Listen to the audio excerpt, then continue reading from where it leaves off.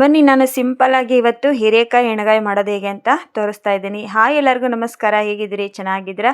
ನಾನು ಕೂಡ ಚೆನ್ನಾಗಿದ್ದೀನಿ, ನೀವು ಚೆನ್ನಾಗಿದ್ದೀರಾ ಅಂತ ತಿಳ್ಕೊಂಡಿದ್ದೀನಿ. ಬನ್ನಿ ಇವತ್ತು ನಾನು ನಿಮಗೆ ಹೀರೆಕಾಯ್ದು ಎಣ್ಗಾಯಿ ಮಾಡೋದು ಹೇಗೆ ಅಂತ ತೋರಿಸ್ತಾ ಇದ್ದೀನಿ. ತುಂಬ ಸಿಂಪಲ್ಲು. ನಾನಿಲ್ಲಿ ಯಾವುದು ಮಸಾಲನೂ ಹಾಕಿಲ್ಲ, ಏನೂ ಹಾಕಿಲ್ಲ ಫ್ರೆಂಡ್ಸ್. ಇರೋ ಅಷ್ಟು ಸಾಮಾನು ಹಾಕಿಬಿಟ್ಟು ಎಣ್ಗಾಯಿ ಮಾಡಿ ತೋರಿಸ್ತಾ ಇದ್ದೀನಿ. ಸಿಂಪಲ್ಲಾಗಿ ಚೆನ್ನಾಗಾಗುತ್ತೆ, ನೀವು ಒಂದ್ಸಲ ಟ್ರೈ ಮಾಡಿ. ನಾನಿಲ್ಲಿ ಜವಾರಿ ಹೀರೆಕಾಯಿ ತೊಗೊಂಡಿದ್ದೀನಿ ನೋಡಿ. 4 ಜವಾರಿ ಹೀರೆಕಾಯಿನ ತೊಗೊಂಡಿದ್ದೀನಿ. ಇದು ಜವಾರಿ ಹೀರೆಕಾಯಿ ತೊಗೊಂಡ್ರೇ ಚೆನ್ನಾಗಾಗುತ್ತೆ ಎಣ್ಗಾಯಿ. ನೋಡಿ ಬುಡ್ಡಿ ಹೀರೆಕಾಯಿ ಅಂತಲೂ ನಾವು ಕರಿತೀವಿ, ಇದಕ್ಕೆ ಜವಾರಿ ಅಂತಲೂ ಕರೀತಾರೆ. ಇದನ್ನು ನಾನು ಈ ಥರ ಎರೆಯೋದು ಎಲ್ಲರ ಕಡೆನೂ ಇದ್ದೇ ಇರುತ್ತಲ್ವ, ಸಿಪ್ಪೆ ತೆಗೆಯೋದಿರುತ್ತಲ್ವ, ಈ ಥರ ಇರುತ್ತಲ್ಲ, ಅದು ಎಲ್ಲ ಕಡೆ ಸಿಗುತ್ತೆ ಅಂಗಡೀಲಿ, ಬೇಕಾದರೆ ತೊಗೊಂಬರ್ಬೋದು. ಇವಾಗ ಮೇಲ್ಗಡೆ ಸಿಪ್ಪೆ ತೆಗೆಯೋಕ್ಕೆ ನಮಗೆ ಹೆಲ್ಪ್ ಆಗುತ್ತೆ ಈ ಥರದ್ದು ಮನೆಯಲ್ಲಿದ್ದರೆ. ನೋಡಿ ನಾನು ಮೇಲ್ಗಡೆದೆಲ್ಲ ಸಿಪ್ಪೆನೂ ತೆಗೆದುಬಿಟ್ಟು ನಾನು ನಿಮಗೆ ಎಣ್ಗಾಯಿಯನ್ನು ಯಾವ ಥರ ಮಾಡೋದು ಅಂತ ತೋರಿಸ್ತಿದ್ದೀನಿ. ದಯವಿಟ್ಟು ಪೂರ್ತಿ ವಿಡಿಯೋ ನೋಡಿ ಸಪೋರ್ಟ್ ಮಾಡಿರಿ. ನಿಮ್ಮೆಲ್ಲರ ಸಪೋರ್ಟು ನಮಗೆ ಭಾಳ ಮುಖ್ಯ ಆಗಿತ್ತು ರೀ. ಸಪೋರ್ಟ್ ಮಾಡ್ತೀರಿ ಅಂತ ಅಂದ್ಕೊಂಡಿದ್ದೀನಿ ನೋಡಿರಿ. ಬನ್ನಿ, ಇವತ್ತು ಸಂಕ್ರಾಂತಿ ಹಬ್ಬ ಅಲ್ವೇನ್ರಿ. ಸಂಕ್ರಾಂತಿ ಹಬ್ಬಕ್ಕೆ ನಾನಾ ಥರ ವೆರೈಟಿ ಅಡುಗೆಗಳನ್ನು ನಾವು ಮಾಡಿರ್ತೀವಿ ರೀ. ಮತ್ತು ಪುಂಡಿ ಪಲ್ಯ, ಹೀರೆಕಾಯಿ ಎಣ್ಗಾಯಿ, ನಿನ್ನೆ ಎಳ್ಳು ಹಚ್ಚಿದ ರೊಟ್ಟಿದು ವಿಡಿಯೋ ಹಾಕಿದ್ದೀನಿ. ವಿಡಿಯೋ ನೋಡಿರಿ, ಸಪೋರ್ಟ್ ಮಾಡಿರಿ. ನೋಡಿ ಇವಾಗೆಲ್ಲದನ್ನು ನಾನು ಸಿಪ್ಪೆನ ತೆಗೆದಿಟ್ಕೊಂಡಿದ್ದೀನಿ ನೋಡಿ. ಫುಲ್ಲು ನೀವು ಸಿಪ್ಪೆ ತೆಗೆದ್ರಿ ಅಂದರೆ ಅಷ್ಟೊಂದೇನು ಟೇಸ್ಟ್ ಆಗೋದಿಲ್ಲ, ಅದಕ್ಕೆ ಸ್ವಲ್ಪ ಅಷ್ಟೇ ತೆಗೆದುಬಿಟ್ಟು ಇವಾಗ ಅದನ್ನು ನಾನು ಒಂದು ಪಾತ್ರೆಯಲ್ಲಿ ನೀರನ್ನು ಹಾಕಿ ಇಟ್ಕೊತೀನಿ. ಕಟ್ಕೊತೀನಿ ಅಂದರೆ ಇವಾಗ ನಾನು ಎಣ್ಗಾಯಿ ಮಾಡ್ಕೊಳ್ಳೋದಕ್ಕೆ ಹೆಚ್ಕೋಬೇಕಲ್ಲ ನೋಡಿ. ಇವಾಗ ಈ ಥರ ಆ ಕಡೆ ಈ ಕಡೆ ಸೈಡ್ಗೆಲ್ಲ ಕಟ್ ಮಾಡಿಕೊಂಡು ಈ ಹೀರೆಕಾಯಲ್ಲಿ ನಾನು 2 ಭಾಗ ಮಾಡ್ಕೊತೀನಿ ನೋಡಿ ಫ್ರೆಂಡ್ಸ್. ಇದು ಸ್ವಲ್ಪ ನೀವು ಹೆಚ್ಚಿ ನೋಡಿ ತಿಂದುಬಿಟ್ಟು ಆಮೇಲೆ ನಾವು ಪಲ್ಯನ ಮಾಡಬೇಕಾಗತ್ತೆ. ಒಂದೊಂದು ಹೀರೆಕಾಯಿಯಲ್ಲಿ ಹಿಸ್ಸ ಬರುತ್ತೆ ಅಲ್ವಾ, ಅದಕ್ಕೆ ಹಾಗೆ ಡೈರೆಕ್ಟಾಗಿ ನಾವು ಮಾಡಬಾರ್ದು. ಸ್ವಲ್ಪ ನೋಡಬೇಕು, ಸ್ವಲ್ಪ ಹೆಚ್ಚಿ ತಿಂದು ನೋಡಿ ಆಮೇಲೆ ನಾವು ಪಲ್ಯನ ಮಾಡಬೇಕು. ಇದರಲ್ಲಿ ನೋಡಿ ಈ ಥರ ನಾನು ತುಂಬೋದಕ್ಕೆ ಏನಿಲ್ಲ ಅಂದರೂ 6 ಭಾಗ ಮಾಡ್ಕೊಂಡಿದ್ದೀನಿ. ಯಾಕಂದರೆ 6 ಭಾಗ ಮಾಡಿದ್ವಿ ಅಂದರೆ ನಾವು ತುಂಬ ಚೆನ್ನಾಗಾಗುತ್ತೆ ಮತ್ತು ಬೇಗ ಬೇಯುತ್ತೆ ಅಂತ ಮಾಡಿದ್ದೀನಿ. ಇವಾಗ ನೋಡಿ ಇಷ್ಟನ್ನು ನಾನು ಈ ಥರ ಹೆಚ್ಚಿ ಅದರಲ್ಲಿ ನೀರೊಳಗೆ ಇಟ್ಕೋತೀನಿ. ಆವಾಗಲೇ ನಾನು ತೊಳೆದಿರಲಿಲ್ಲ ಅಲ್ವಾ ಹೀರೆಕಾಯಿ, ಅದಕ್ಕೆ ಇದರಲ್ಲೇ ಹಾಕಿಬಿಟ್ಟು ತೊಳಿತೀನಿ. ಹೀರೆಕಾಯಲ್ಲಿ ನೀರಿನಂಶ ಜಾಸ್ತಿ ಇರುತ್ತೆ ಅಂತ ಹೇಳ್ತಾರೆ, ಅದಕ್ಕೆ ನಾವು ಹೀರೆಕಾಯಿ ಪಲ್ಯನ ಮಾಡಿದಾಗ ನೀರು ಜಾಸ್ತಿ ಹಾಕಬಾರ್ದು ಫ್ರೆಂಡ್ಸ್. ಯಾಕಂದರೆ ನಾವು ನೀರು ಹಾಕಿದರೆ ಅಷ್ಟೊಂದು ಟೇಸ್ಟ್ ಬರೋದಿಲ್ಲ ಅಂತ ಹೇಳ್ತಾರೆ. ನೋಡಿ ಇವಾಗ ಎಲ್ಲದನ್ನು ನಾನು ಇದೇ ಥರ ಮಾಡಿ ನೀರೆಲ್ಲ ಇಟ್ಕೊಂಡು ಕ್ಲೀನಾಗಿ ತೊಳೆದು ಮತ್ತೆ ಅದರಲ್ಲೇ ಹಾಕಿಟ್ಟಿದ್ದೀನಿ. ಇವಾಗ ನಾನು ಇದಕ್ಕೆ ಏನೇನು ಮಸಾಲ ಬೇಕು ಅಂತ ರೆಡಿ ಮಾಡ್ಕೊತೀನಿ. ಬನ್ನಿ ತೋರಿಸ್ತೀನಿ ನಿಮಗೆ.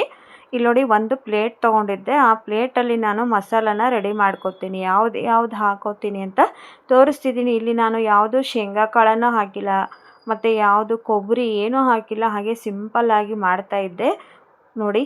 ಕೆಲವೊಬ್ಬರು ತುಂಬ ಸಾಮಾನು ಅಂದರೆ ಮಸಾಲ ಹಾಕಿದರೆ ಕೆಲವೊಬ್ರಿಗೆ ಇಷ್ಟ ಆಗೋದಿಲ್ಲ. ನಮ್ಮ ಮನೇಲಿ ಅಷ್ಟೇ ಫ್ರೆಂಡ್ಸ್. ನೋಡಿ ದೊಣ್ಣೆ ಮೆಣಸಿನ್ಕಾಯಿ ಪಲ್ಯ ಮತ್ತು ಈ ಥರ ಹೀರೆಕಾಯಿ ಪಲ್ಯಗೆ ನಾವು ಜಾಸ್ತಿ ಏನು ಸಾಮಾನನ್ನು ಹಾಕೋದಿಲ್ಲ. ಇಲ್ಲಿ ಸ್ವಲ್ಪ ಖಾರ ಪುಡಿ ಮತ್ತು ಸ್ವಲ್ಪ ಉಪ್ಪನ್ನು ಹಾಕ್ತಾಯಿದ್ದೀನಿ ನೋಡಿ. ಚಿಲ್ಲಿ ಪೌಡ್ರು, ಸ್ವಲ್ಪ ಉಪ್ಪು ಹಾಕಿಬಿಟ್ಟು ಅದಕ್ಕೆ ಸಾಂಬಾರು ಪುಡಿ ಹಾಕ್ತಾಯಿದ್ದೀನಿ ಮತ್ತು ಸ್ವಲ್ಪ ಗುರಾಳ್ ಪುಡಿ ಹಾಕ್ತಾಯಿದ್ದೀನಿ ನೋಡಿ. ಗುರಾಳ್ ಪುಡಿ ಸ್ವಲ್ಪ ಜಾಸ್ತಿ ಇರಲಿ, ಯಾಕಂದರೆ ಎಣ್ಗಾಯಿ ತುಂಬ ಟೇಸ್ಟ್ ಆಗುತ್ತೆ. ಮೇನ್ ಇರೋದೇ ಗುರಾಳ್ ಪುಡಿ ಅಲ್ವಾ. ಖಾರ ಪುಡಿ, ಉಪ್ಪು, ಗುರಾಳ್ ಪುಡಿ ಮತ್ತು ಸಾಂಬಾರು ಪುಡಿಯನ್ನು ಹಾಕಿ ಆಮೇಲೆ ಸ್ವಲ್ಪ ಪುಟಾಣಿ ಹಿಟ್ಟು, ಸ್ವಲ್ಪ ಬೆಲ್ಲ ಮತ್ತು ಸ್ವಲ್ಪ ಎಣ್ಣೆ ಕಾದ ಎಣ್ಣೆ ಇರುತ್ತಲ್ಲ, ಈಗ ಅದಕ್ಕಾದರೂ ಉಪಯೋಗಿಸಿ ತೆಗೆದಿಟ್ಟಿರ್ತೀರಲ್ಲ ಫ್ರೆಂಡ್ಸ್, ಅದನ್ನಾದರೆ ಹಾಕ್ಬೋದು ನೋಡಿ. ಇವಾಗ ತೋರಿಸ್ತಾ ಇದ್ದೀನಿ, ಎಷ್ಟು ಚೆನ್ನಾಗಾಗುತ್ತೆ ಅಂತೀರ. ದಯವಿಟ್ಟು ನೀವು ಪೂರ್ತಿ ವಿಡಿಯೋ ನೋಡಿದರೆ ಗೊತ್ತಾಗುತ್ತೆ ನಿಮಗೆ ನೋಡಿ. ಸ್ವಲ್ಪ ಸಾಂಬಾರು ಪುಡಿ, ಉಪ್ಪು ಮತ್ತು ಖಾರ ಪುಡಿ, ಗುರಾಳ್ ಪುಡಿ, ಬೆಲ್ಲನ ಈ ಥರ ಸಣ್ಣಗೆ ಒಡೆದಿಟ್ಟು ಹಾಕ್ಕೊಳ್ಳಿ.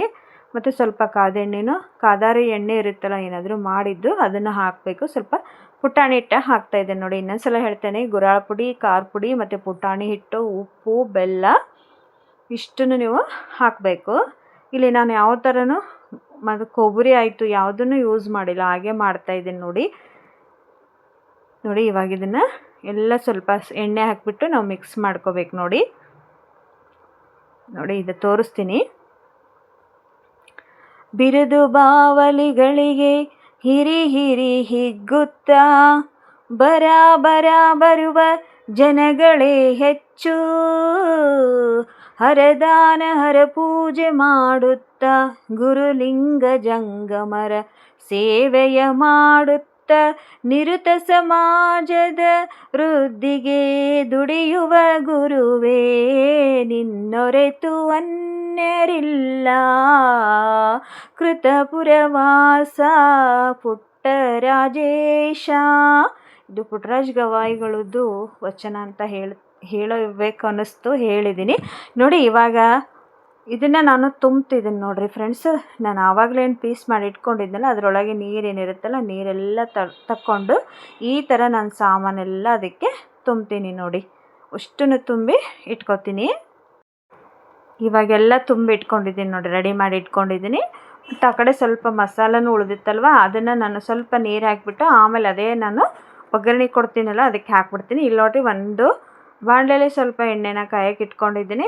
ಅದಕ್ಕೆ ಸ್ವಲ್ಪ ನಾನು ಜೀರಿಗೆ ಮತ್ತು ಸಾಸಿವೆ ಕಾಳನ್ನು ಹಾಕಿಬಿಟ್ಟು ಆಮೇಲೆ ಈರುಳ್ಳಿ, ಕರಿಬೇವು, ಕೊತ್ತಂಬರಿ ಹಾಕಬೇಕು ಫ್ರೆಂಡ್ಸ್. ನೋಡಿ, ಇದು ಸಿಂಪಲ್ಲಾಗಿ ಮಾಡುವಂಥ ಹೀರೆಕಾಯಿ ಎಣ್ಗಾಯಿ ಅಂತ ಹೇಳ್ತೀನಿ. ನೀವು ಟ್ರೈ ಮಾಡಿ ಒಂದು ಸಲ ಹೇಗಿತ್ತು ಅಂತ ನನಗೆ ಕಮೆಂಟ್ ಬಾಕ್ಸ್ ಒಳಗೆ ಹೇಳಿ.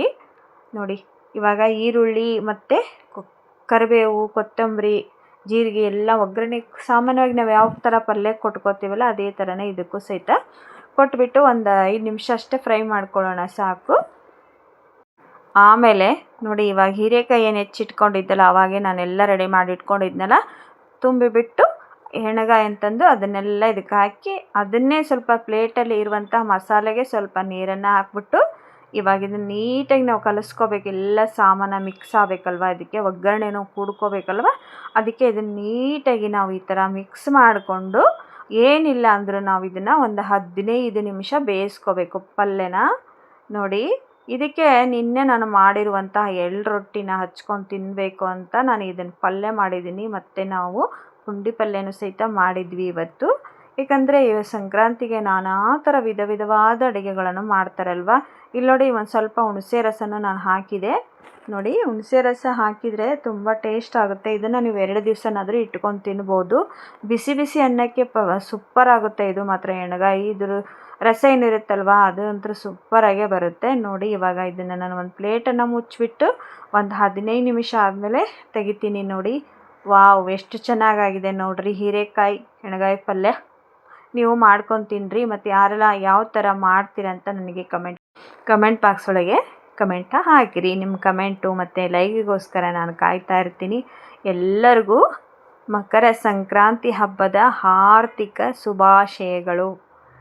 ನೋಡಿರಿ, ಎಲ್ಲರೂ ಎಳ್ಳು ಬೆಲ್ಲ ತಿಂದು ಖುಷಿಯಾಗಿರೋಣ. ನೋಡಿರಿ, ಲೈಕನ್ನು ಕೊಡೋದು ಮರೆತುಬಿಟ್ಟಿದ್ದೀರಾ. ನನಗೆ ಸಪೋರ್ಟು ತುಂಬ ಕಮ್ಮಿ ಆಗ್ತಿದೆ. ದಯವಿಟ್ಟು ಫ್ರೆಂಡ್ಸ್, ನೀವು ಸಪೋರ್ಟ್ ನನಗೆ ತುಂಬ ಮುಖ್ಯವಾಗೈತಿ.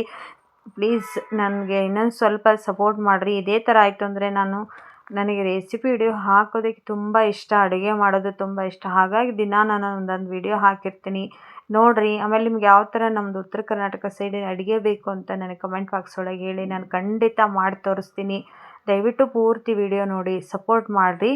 ವಿಡಿಯೋದೊಳಗೆ ಏನಾದರೂ ತಪ್ಪಿದ್ರೆ ಕ್ಷಮಿಸ್ರಿ. ಮತ್ತೆ ಎಲ್ಲರಿಗೂ ಬೇಗ ಸಿಗ್ತೀನಿ. ಅಲ್ಲಿವರೆಗೂ ಧನ್ಯವಾದಗಳು.